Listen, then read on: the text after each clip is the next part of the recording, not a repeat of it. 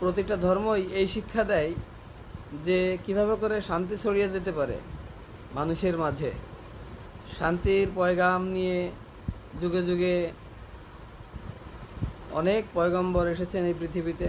তারা শান্তির বার্তা ছড়িয়ে দিয়েছেন, নিজেদের জীবন পর্যন্ত বিলিয়ে দিয়েছেন এই শান্তির বার্তা ছড়াতে। ধর্মীয় উৎসব সবসময় মানুষকে মানবিক হতে শেখায়, মানুষকে শেখায় কীভাবে করে মানুষের সাথে সামাজিকভাবে বসবাস করতে হয়।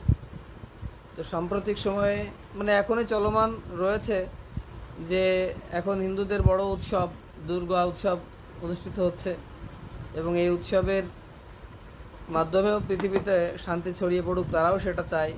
কিন্তু আসলেই কি তাই?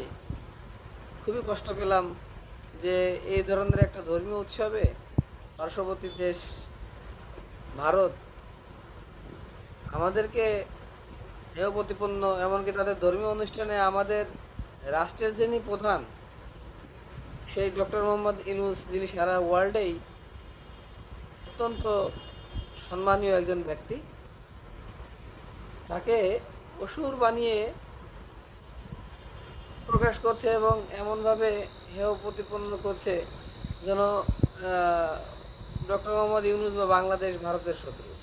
আসলে কি ভারতের শত্রু? আমরা আমরা আসলে ভারতের একটা গোষ্ঠী রয়েছে, রাজনৈতিক গোষ্ঠী, যারা ভারতের মানুষদের মধ্যে রাজনৈতিক বিভেদ তৈরি করে ফায়দা লুটতে চায়। তো এই ফায়দা লুটার জন্যই হিন্দু ধর্মাবলম্বী ভাইদের ভিতরে এমন একটা পরিবেশ তৈরি করে দিচ্ছেন, এমন একটা মনস্তাত্ত্বিক জগৎ তৈরি করে দিচ্ছেন যে তারা ধর্মীয় অনুষ্ঠানে আরেকটা দেশের রাষ্ট্রপ্রধানকে মূর্তি বানিয়ে অসুর বানিয়ে দিল।